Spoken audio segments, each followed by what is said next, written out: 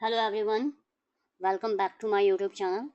आज हम करने वाले हैं हमारा इंडस्ट्रियल डिस्प्यूट एक्ट 1947। इसमें हम 50 एमसीक्यूज करेंगे, ठीक है। और इसमें मैंने चैप्टर वाइज एमसीक्यूज डिवाइड किए हैं और ये लेक्चर आपके लिए ईपीएफओ एपीएफसी एग्ज़ाम के लिए यूज़फुल हो सकता है। अगर आपको लेक्चर अच्छा लगता है तो आप इस वीडियो को ज़्यादा से ज़्यादा शेयर कर सकते हैं, लाइक कर सकते हैं, एंड अगर चैनल पर नए हैं तो चैनल को सब्सक्राइब कर सकते हैं। तो चलो अब हम अपना आज का टॉपिक स्टार्ट करते हैं। Industrial dispute act 1947 50 MCQs. हमारा फर्स्ट चैप्टर है प्रिलिमिनरी। इसमें सेक्शन 1 से लेके सेक्शन 2A तक मैंने कवर किए हैं क्वेश्चन। तो चलो देखते हैं। First question, the industrial dispute act come into force. जो हमारा इंडस्ट्रियल डिस्प्यूट एक्ट था वो कब आया था हमारा फोर्स में? तो ये हमारा अगर आपको आंसर पता है तो आपको कमेंट में मेंशन करना है। और अगर आप कमेंट में मेंशन करते हो तो डेफिनेटली आपकी ही प्रैक्टिस होगी, आपका ही रिवीजन होगा, ठीक है। हमारा इंडस्ट्रियल डिस्प्यूट एक्ट कब आया था? एक तो आपको बतानी है इसकी एनैक्टमेंट डेट और एनफोर्समेंट, ठीक है। तो एनैक्टमेंट डेट आप बताओगे और इसकी एनफोर्समेंट डेट मैं आपको बता रही हूँ, ठीक है। चलो मैं दोनों ही आंसर बताऊंगी। तो हमारा आंसर है इसका ऑप्शन नंबर सी, 1 अप्रैल 1947। और इस एक्ट को एसेंट कब रिसीव हुआ था? तो वो हुआ था 11 मार्च 1947 में, ठीक है। 11 March 1947। Coming to second question, industry is defined under. Industry किस सेक्शन में की गई है? 2K, 2J, 2S, 2A। तो जो हमारी इंडस्ट्री डिफाइन की गई है वो की गई है 2J, ठीक है। अब देखते हैं हमारा next question, question number 3। Industrial dispute means dispute between. Industrial dispute जो होता है वो किस किस के बीच में डिस्प्यूट माना जाता है?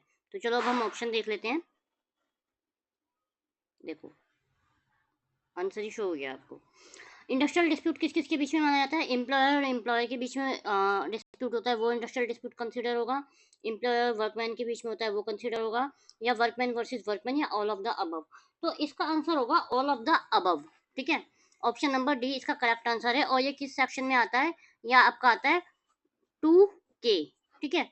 आपको सेक्शंस भी याद रखने चाहिए क्योंकि सेक्शन पूछे तो नहीं जाते, लेकिन अगर एग्जाम में पूछ लिए गए तो आपके लिए बेनिफिशियल ही होगा, ठीक है।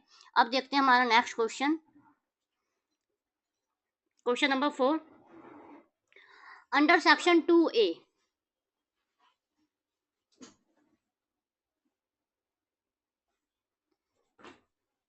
Under section 2A termination of a single workman services.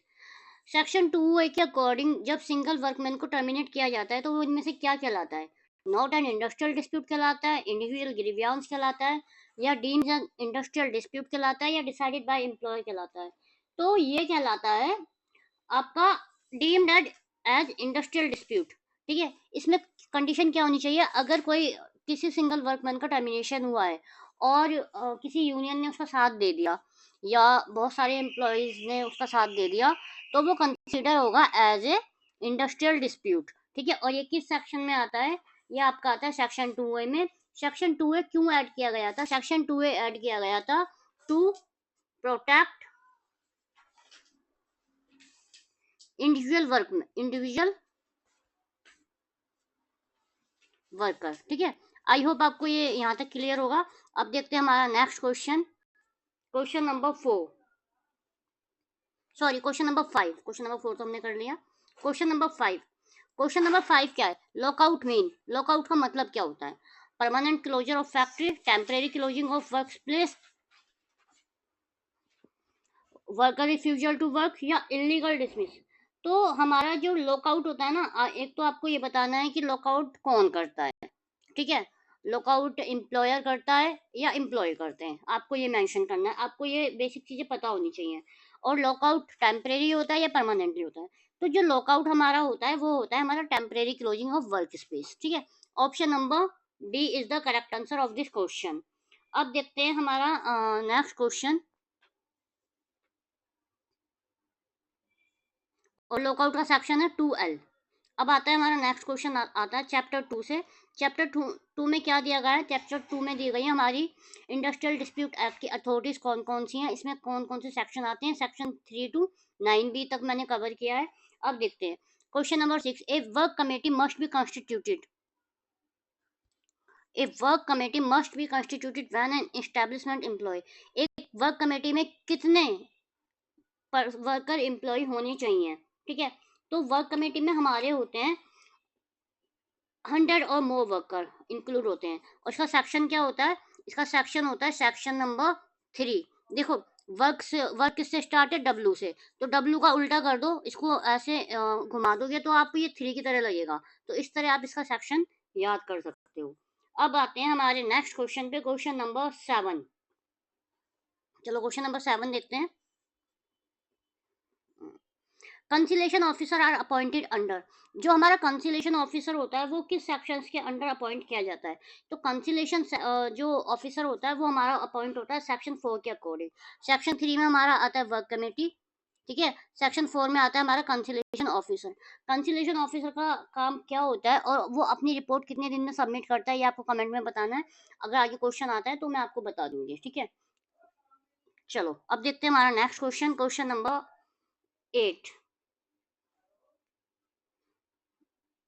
Question number 8 देखते हैं। देखो क्वेश्चन नंबर 8 क्या कहता है? A board of conciliation consist of. Question number 8 में कह रहा है कि बोर्ड ऑफ कंसिलेशन जो होता है उसमें कितने मेंबर होने चाहिए? ओनली वन मेंबर होना चाहिए, या chairman plus two four member होने चाहिए, 2 और 4 मेंबर होने चाहिए, या 5 परमानेंट मेंबर होने चाहिए, या फिर इसका ऑप्शन है कोर्ट जज होना चाहिए, ठीक है। तो इसमें जो बोर्ड ऑफ कंसिलेशन होता है ना, उसमें क्या होता है? उसमें बोर्ड ऑफ कंसिलेशन में एक चेयरमैन होता है, एक चेयरमैन होगा, ठीक है। एक चेयरमैन होगा और 2 से 4 मेंबर होंगे प्लस, ठीक है। और इसका सेक्शन क्या होता है बोर्ड ऑफ कंसिलेशन का? बोर्ड ऑफ कंसिलेशन का सेक्शन होता है सेक्शन नंबर 5। देखो सेक्शन नंबर 3 क्या था? Work committee. सेक्शन नंबर 4 था कंसिलेशन ऑफिसर, और सेक्शन नंबर 5 था बोर्ड ऑफ कंसिलेशन, ठीक है। आपको ये बताना है कि कंसलेशन ऑफिसर और बोर्ड ऑफ कंसलेशन अपनी रिपोर्ट कितने कितने टाइम में सबमिट करते हैं। अगर नहीं पता तो भी कमेंट करो कि हमें नहीं पता, मैं आपको कमेंट में बताऊंगी, ठीक है। क्योंकि ये एक्ट इतना इंपॉर्टेंट है कि इसके छोटे छोटे पॉइंट से भी क्वेश्चन बन सकते हैं। हालांकि क्वेश्चन आपको इजी लग रहे होंगे, बट अगर यही क्वेश्चन अगर आपसे स्टेटमेंट के टाइम में पूछे जाएं तो यही क्वेश्चन आपको टफ लगने लगेंगे। अब हम देखते हैं हमारा next question, question number 9। Labour courts are constitute under. Labour court किस सेक्शन के अंडर कॉन्स्टिट्यूट किया जाता है? अब देखो लेबर कोर्ट कॉन्स्टिट्यूट किया जाता है सेक्शन 7। अब लेबर को ऐसे देखोगे, एल को ऐसे उल्टा कर दोगे तो ये 7 बन जाएगा। तो इस तरीके से आप याद कर सकते हो, ठीक है। अब देखते हैं हमारा नेक्स्ट क्वेश्चन, क्वेश्चन नंबर 10। मैं थोड़ा स्पीडली करवा रही हूँ ताकि ज़्यादा से ज़्यादा क्वेश्चन कवर हो सके, क्योंकि हाफ एन आवर का ही लेक्चर होगा। Question number 10। National industrial tribunal can be constitute by. National industrial tribunal कैसे कॉन्स्टिट्यूट किया जाता है? कौन कॉन्स्टिट्यूट करता है? State government, central government, employer और ट्रेड यूनियन। तो इसे कॉन्स्टिट्यूट करती है हमारी सेंट्रल गवर्नमेंट। और ये किस सेक्शन में आता है? ये हमारा आता है 7B में। देखो आईडी एक्ट के साथ क्वेश्चन के साथ करवाने के साथ साथ मैं आपको सेक्शंस भी याद करवाती जा रही हूँ। बार बार मैं रिपीट कर रही हूँ। Work committee section 3, conciliation officer section 4, board of conciliation section 5, labour court section 7, ठीक है। और नेशनल ट्रिब्यूनल 7B, ठीक है। तो आई होप आपको सेक्शंस भी क्लियर हो रहे होंगे साथ के साथ। अब देखते हैं हमारा नेक्स्ट क्वेश्चन क्या कहता है। अब आता है हमारा next chapter, chapter number 3। Chapter number 3 में क्या दिया गया है? रेफरेंस ऑफ डिस्प्यूट्स की, डिस्प्यूट्स के रेफरेंस क्या क्या हो सकते हैं? Section 10 to section 10A। अब कह रहा है power to refer dispute tribunal lies with. जो ट्रिब्यूनल के पास पावर होती है ना, वो रेफर को कहाँ पे डिस्प्यूट, जो हमारे डिस्प्यूट होते हैं उनको कैसे रेफर कर सकते हैं? Trade union, employer. Next option देखते हैं, नेक्स्ट ऑप्शन क्या है? अप्रोप्रिएट गवर्नमेंट और लेबर कोर्ट। तो किसके पास पावर होती है जो हमारे डिस्प्यूट होते हैं वो रेफर कर दे? तो वो पावर होती है हमारी अप्रोप्रिएट गवर्नमेंट के पास, ठीक है। अप्रोप्रिएट गवर्नमेंट के पास ये पावर होती है हमारी।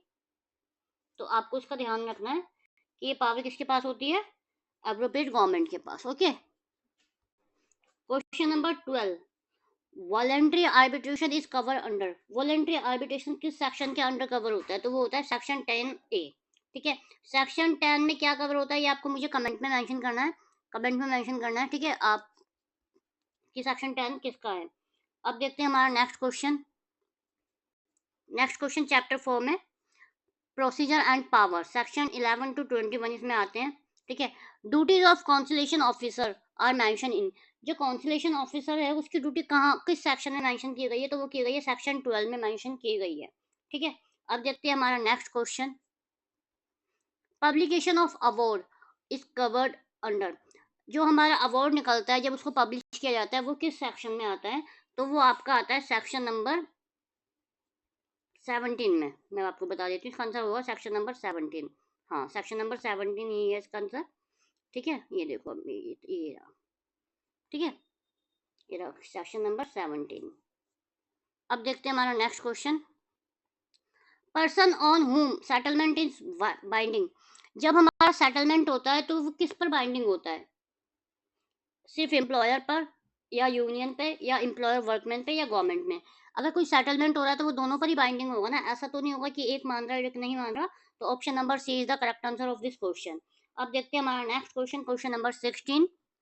ठीक है, चलो नेक्स्ट क्वेश्चन देखते हैं।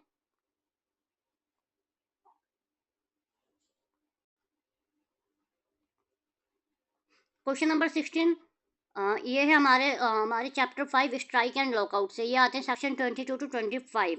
Prohibition of strike in public utility service, public utility service में जो स्ट्राइक्स होती है उनका प्रोहिबिशन किस सेक्शन में आता है, तो ये आपका आता है सेक्शन 22। अच्छा, आपको मुझे और ये भी ध्यान रखना कि पब्लिक यूटिलिटी सर्विस किस शेड्यूल में आता है, तो ये आता है पब्लिक यूटिलिटी सर्विस आता है शेड्यूल 1 में। ठीक है, ये आपको ध्यान रखना है, इंपॉर्टेंट पॉइंट है ये आपका। चलो अब देखते हैं हमारा नेक्स्ट क्वेश्चन, क्वेश्चन नंबर 17। इसके मैं 25 आज करवा दूंगी, 25 में कल ले आऊंगी। ठीक है, illegal strikes are covered under, illegal strike कहाँ कवर्ड होती है, किस सेक्शन में कवर होती है, तो वो होती है हमारा सेक्शन 24 में। ठीक है, इलीगल स्ट्राइक। अब देखते हैं हमारा next question, question number 18, employer adding illegal strike is punishable under, ये कह रहा है कि इलीगल स्ट्राइक किस सेक्शन के अकॉर्डिंग पनिशेबल हैं, तो वो है आपका सेक्शन नंबर 28। ठीक है, अब देखते हैं हमारा नेक्स्ट क्वेश्चन, क्वेश्चन नंबर 19। ये आपका है chapter 5A and 5B lay off retrenchment and closure के प्रोविजन से। कंटिन्यूअस सर्विस कहाँ पर डिफाइन किया गया है, तो कंटिन्यूअस सर्विस आपका डिफाइन किया गया है 25B, ऑप्शन नंबर ए। ठीक है, अब देखते हैं हमारा question number 20।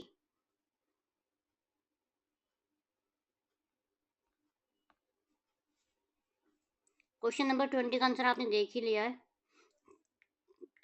Condition preceding to retrenchment, retrenchment की कंडीशन कहाँ पर बताई गई है, वो बताई गई है सेक्शन 25F में। ठीक है, अब देखते हैं हमारा क्वेश्चन नंबर 21,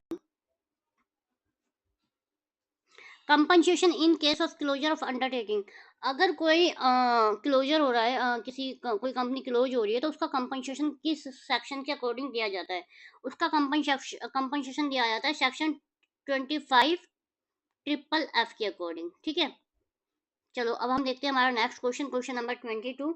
कुछ क्वेश्चन मैंने सेक्शंस के इसलिए भी रखे हैं कि आपको सेक्शंस याद हो जाएं। ठीक है, तो क्वेश्चन 22 पे आते हैं, minimum notice period before closing of undertaking, अगर कोई अंडरटेकिंग क्लोज हो रही है तो मिनिमम कितना नोटिस पीरियड सर्व करना होगा, तो मिनिमम होता है उसका 60 डेज। ठीक है, और ये किस सेक्शन में आता है, ये अभी मैंने आपको बताया था, ये 60 डेज इसका आंसर। ठीक है, ये आता है सेक्शन 25FF में।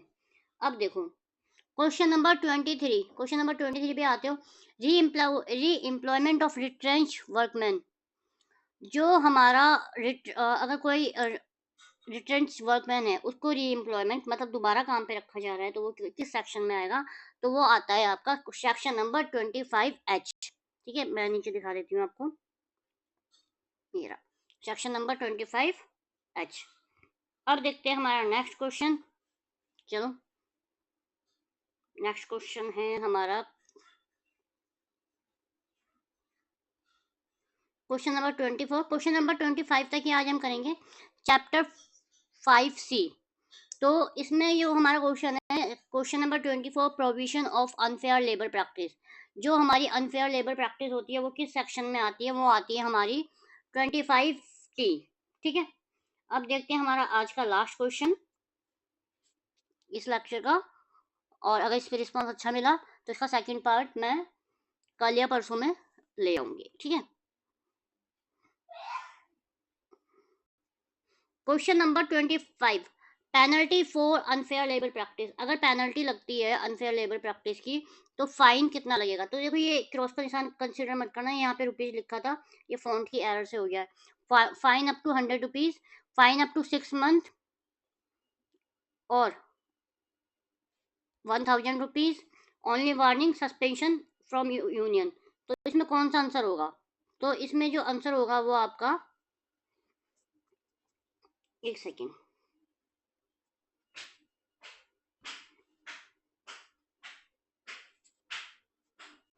इसका आंसर होगा इम्प्रीजनमेंट अप टू 6 मंथ और फाइन 1000 रुपीज, मतलब 6 महीने तक जेल और 1000 रुपये। ठीक है, ये हो सकता है फाइन अप टू। और इसका सेक्शन कौन सा है? 25 ठीक है, तो आज का लेक्चर हम यहीं खत्म करते हैं। आई होप आपको लेक्चर अच्छा लगा होगा। अगर आपको वीडियो अच्छे लगते हैं तो लाइक करें, शेयर करें, सब्सक्राइब करें। अपार्ट फ्रॉम दैट मैंने माइंस एक्ट के एमसीक्यू भी करवाए हैं, अगर आपने वो अभी तक नहीं देखे वो आप कर सकते हो। और एक पूरी लेबर लॉ की प्लेलिस्ट बनी हुई है, वो भी आप पूरी कर सकते हो। उसमें हर एक्ट के एमसीक्यूज, एटलीस्ट 100 एमसीक्यूज मैंने करवाए हुए हैं। और इसके अलावा एक महा मैराथन है, उसमें वो 6 घंटे की मैराथन है, उसमें 800 से ज़्यादा एमसीक्यूज करवाए और हर एक्ट के करवाए और डीपली करवाए। ठीक है, bye bye guys, thank you.